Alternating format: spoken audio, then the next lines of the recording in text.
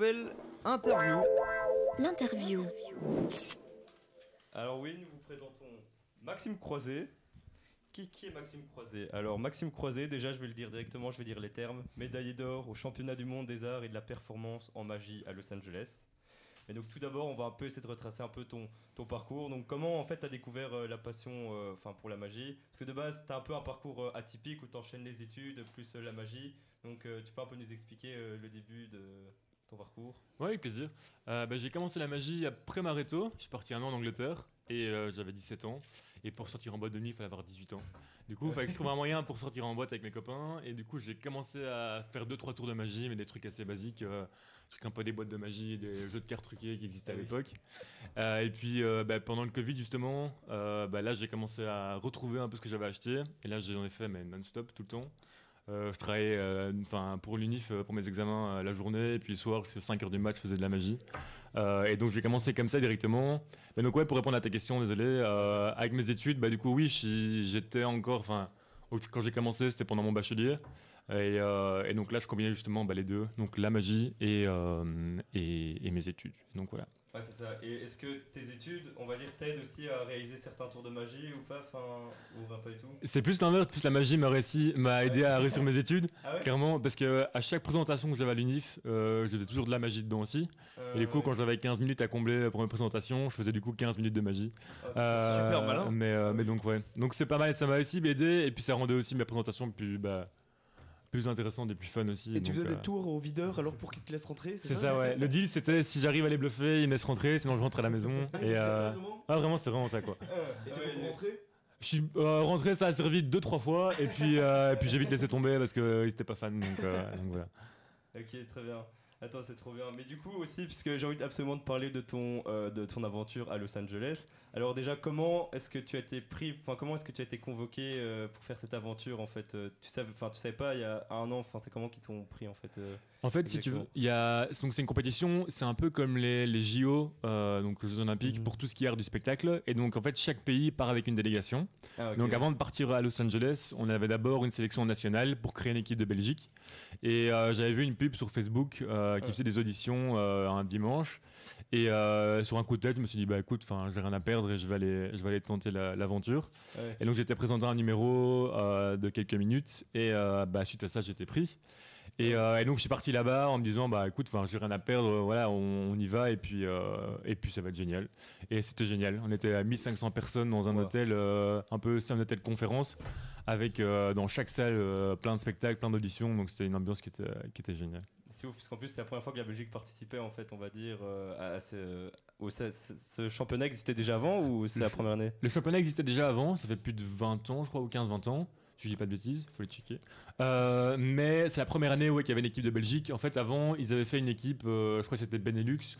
Et donc, c'était vraiment, c'était un groupe de personnes. Là, c'était vraiment une équipe proprement pour la Belgique, une équipe des Pays-Bas, une équipe pour Luxembourg.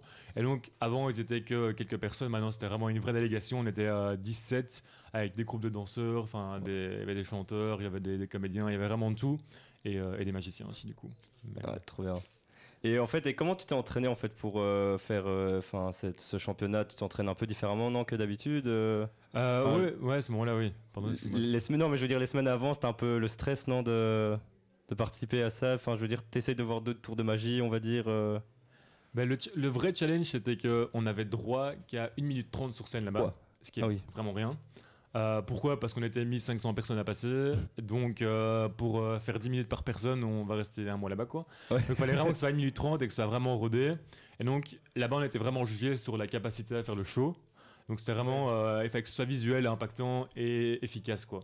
Et donc oui, c'était un vrai challenge parce qu'en magie, on aime bien imposer un peu son univers, raconter des histoires et puis avoir des effets qui sont impactants, mais on aime bien prendre le temps d'installer un peu son personnage. Là, t'avais vraiment pas le temps d'installer ton personnage et ton univers, donc il fallait être efficace. Et donc oui, c'était un gros challenge, mais du coup je me suis entouré de 2-3 magiciens qui m'ont aussi aidé à travailler le numéro. J'ai changé beaucoup de fois d'idées aussi, c'était un peu un calvaire, un casse-tête.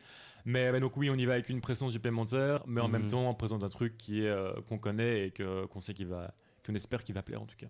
pas si ça répond à ta question. Ouais, très bien. Et tu crois qu'en fait, c'est quel tour qui t'aurait fait gagner en fait? Tu as remarqué, puisqu'il y a plein d'autres magiciens du coup aussi d'autres pays.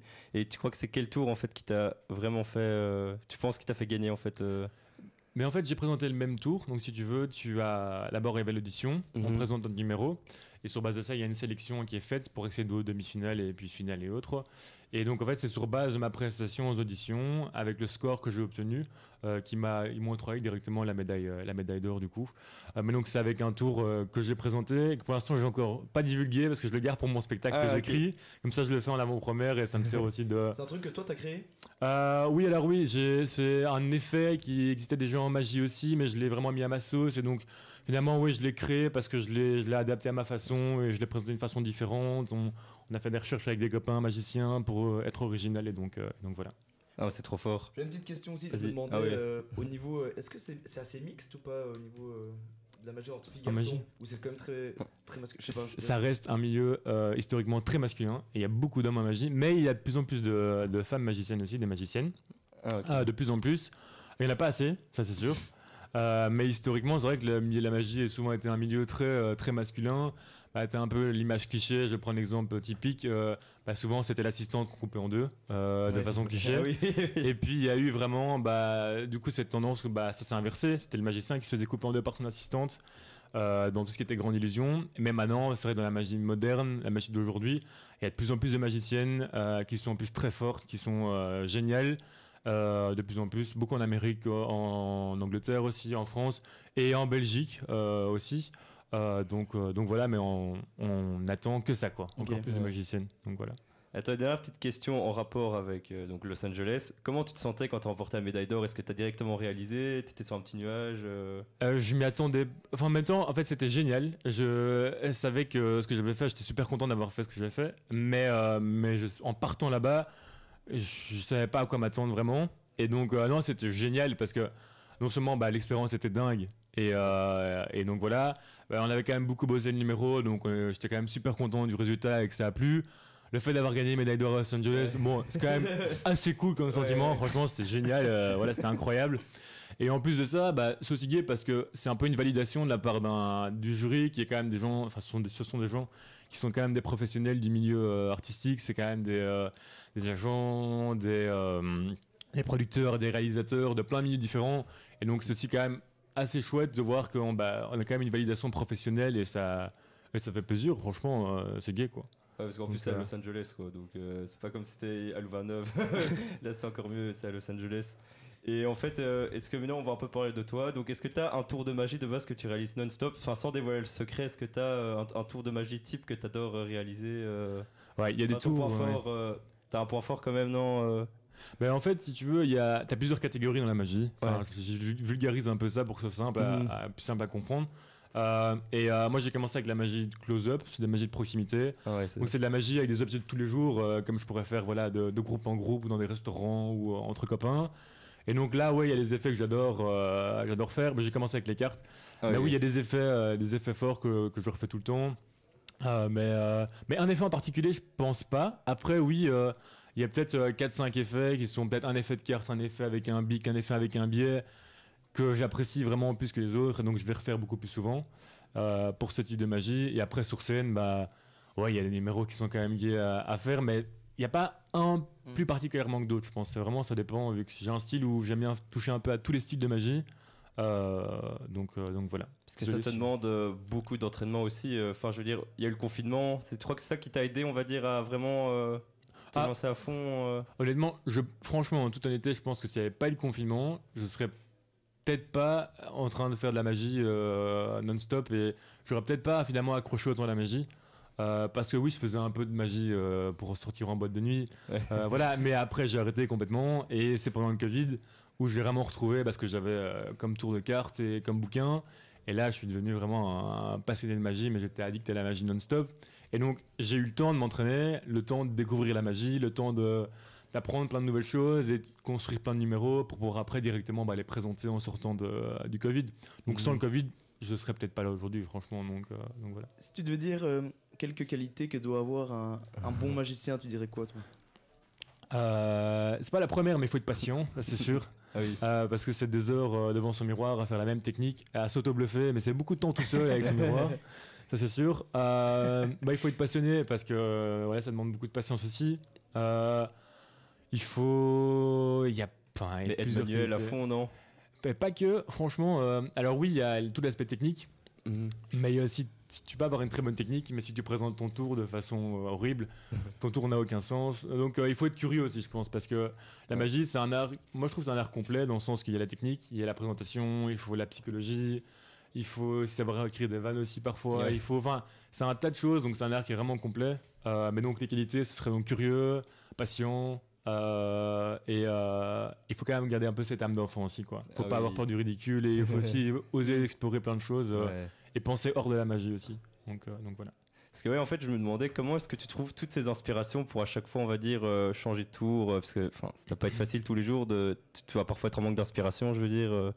Ouais, c'est un peu comme dans toutes les autres aussi formes artistiques, que ce soit à mon avis le chant pour écrire une chanson ou un peintre qui veut peindre une toile. Mais donc l'inspiration, je la trouve où soit il y a un effet que je vois, un effet magique que j'aime bien. Je dis tiens, en fait.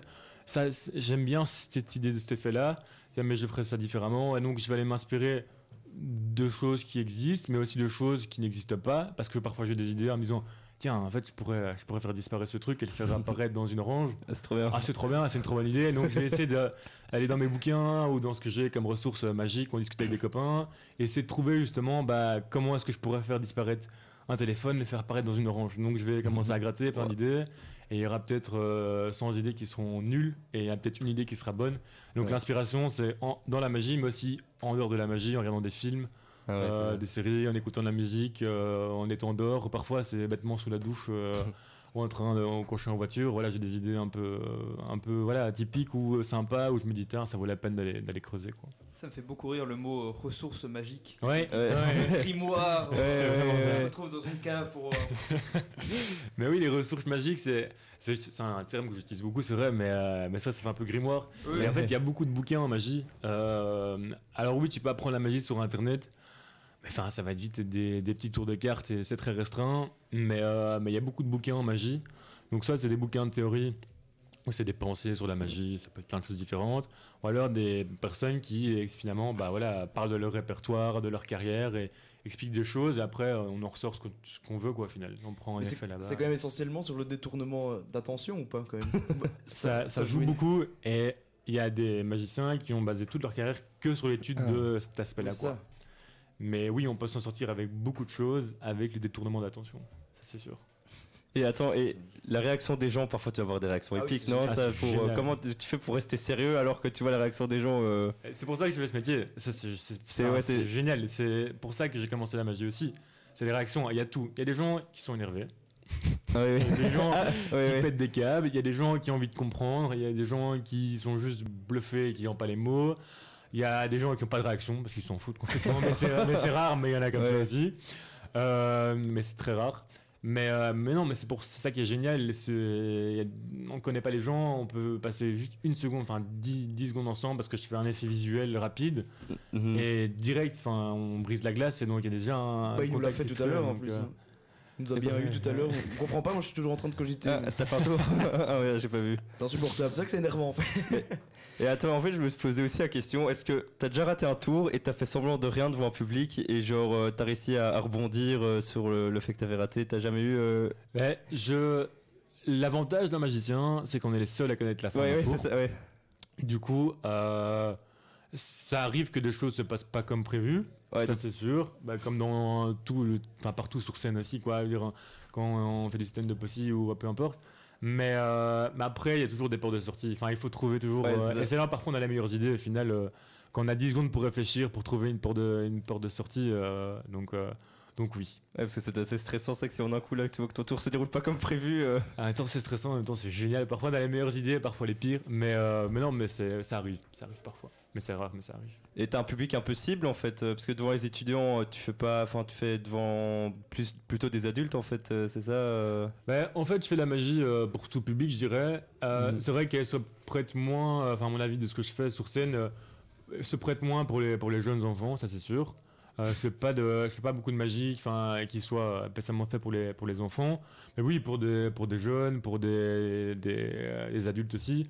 Mais pour les étudiants, oui. Enfin, quand j'ai commencé la magie, je faisais de la magie avec mes potes et quand on sortait, on me voit jamais en boîte de nuit, quoi, ou dans des bars. Je suis toujours avec X et Y, tout le monde autour de moi à faire de la magie. Mais pour répondre à ta question, désolé, public cible, oui, c'est les adultes. Enfin, ça dépend. Sur scène, oui, c'est tout public.